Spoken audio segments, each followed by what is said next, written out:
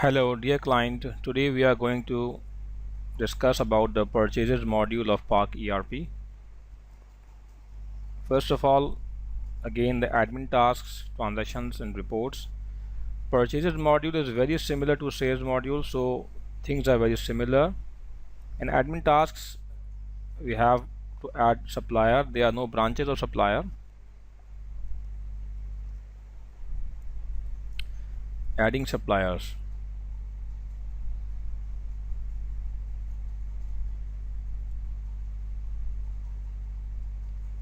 Supplier name,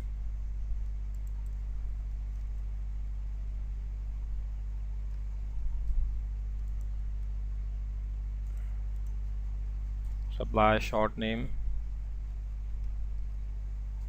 GST number, website. Again tax exempt, tax area you have to define. You can select in our ERP. You can define many tax slabs, so maybe a customer tax slab is different from supplier tax slab, so you have to go into the setup and taxation area and define a new tax slab over there. Payment terms, cash only, and you can select any payment terms. Prices contain tax included. This is very important. Once you mark it and you commit a transaction, the next time you cannot change this, so you have to be very careful about selecting this, that prices given by this supplier are price inclusive, or the prices, the tax is applied after the price. So this is very important. Supplier's currency, we take this supplier as a Canadian supplier. Okay, please don't change these. I told you in sales module also that don't change these accounts. Rest of the things you just write the addresses, blah blah blah blah. Okay, and add new supplier details. Supply is added. So now the next step is, again like sales module, you can start from purchase order, or you can jump direct to GRN, or you can jump direct to supplier invoice. Okay, there are three levels, so we start from here. Purchase order entry.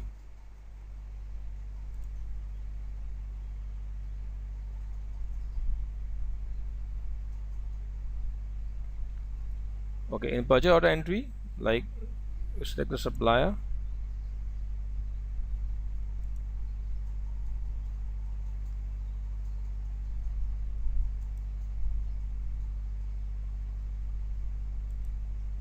XYZ, and you can see the exchange rate is automatically being picked by the system. Reference is automatically being picked. You have to define that the goods from this supplier will receive in which warehouse. Okay, these are the warehouses receive into. These are defined in the stock module. We will discuss it later. Okay, now you are adding this quantity, price before tax,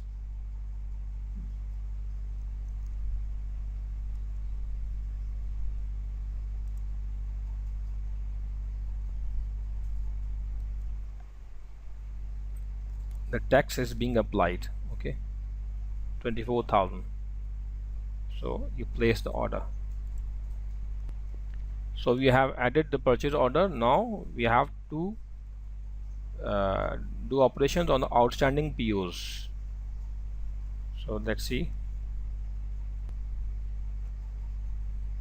We go into this section, outstanding purchase orders.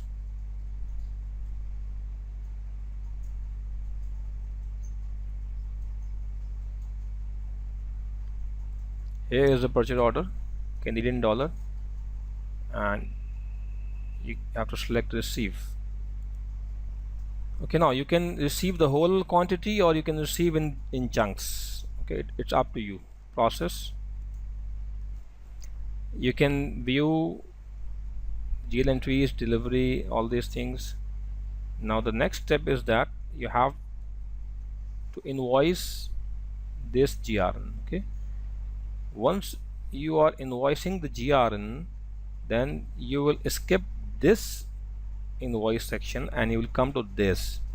But if you are skipping number 1, 2 and 3 and coming direct to this, then you will not come here. Okay, so GRN, the products received in GRN are handled through supplier invoices, and direct supplier invoices, this is used if you are skipping GRN step or POS step. So we'll come here, supplier invoices, and here you can see that this item has been received. So you just click add, and the total invoice is 224,000. But in this invoice, the supplier has also added some freight on this invoice, so you want to add that as well. So you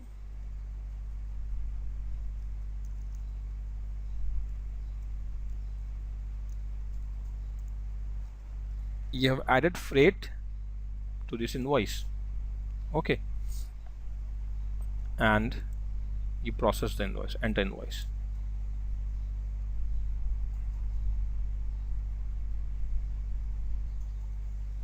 The customer supply has been processed. You can add attachment to this invoice as well. The PDF form of the scanned document of the supplier bill, you can add as an attachment here. You can add such attachments to each transaction, like any invoice, any purchase, any voucher, you can add it. Now payment to suppliers, supplier credit notes. Again, the supplier credit notes can be handled from supplier transaction inquiry. If you want to return this purchase to the supplier, back to the supplier, you click here and you can return whole amount,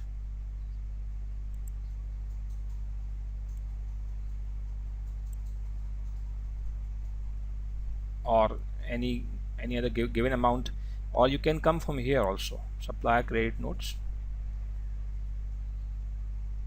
Okay, and here if you want to credit whole amount, whole quantity, you select whole. If you want to credit only given quantity like 200, just add it. So in this way you can return back to the supplier. Enter credit note. Payments to supplier. Remember, I told you in the accounts module that you should not record payments from customer supplier in the accounts module, but rather use it from the sales and purchase module. So this is the place. You select the customer, select the account, from which account you're going to make payment. Okay, and you clear the whole invoice, and you can change the bank, even current account bank.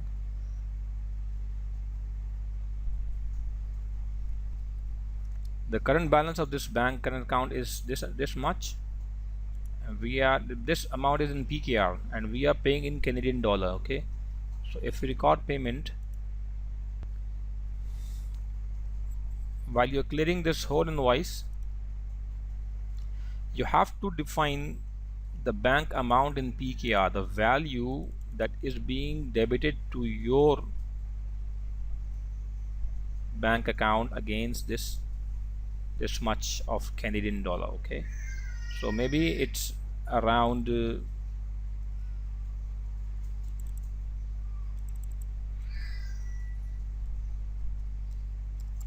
this much amount. So you have to enter this and enter payment. So we have discussed suppliers, PO, outstanding POs, direct GRN invoices, credit notes, allocation, all these things, transaction inquiry, PO inquiry, allocation inquiry. These are very simple. And reports.